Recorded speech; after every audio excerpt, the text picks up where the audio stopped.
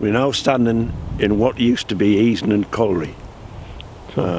If you look around this area was the 3 shafts that used to take the miners down, and all the outbuildings which now have all been demolished, and it's made like a park for people to walk through.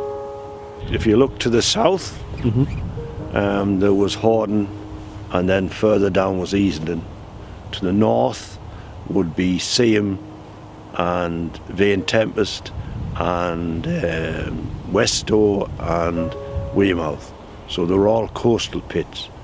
So the seams used to go out as far as the eye could see out to sea.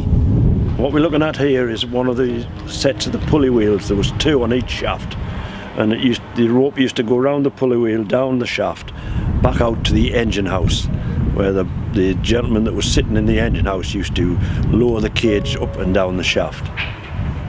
The most memorable moment is, I would think, when I had an accident down the mine and I was buried alive, and as a result I had a fractured spine, broken jawbone, broken cheekbone and lacerations. I think that would be the most memorable part of the mining.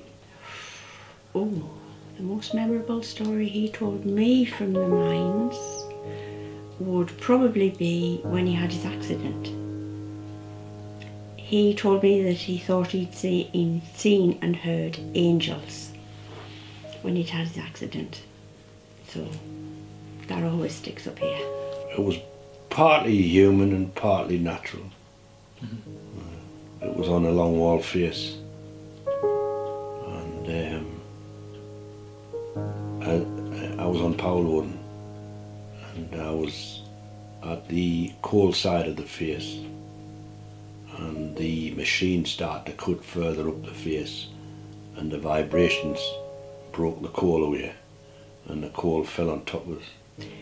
He was just a fraction away from losing his eye, and his face was pretty mangled up because he had a broken cheekbone, broken jawbone, and a great big laceration from his brow right across down over his eyelid.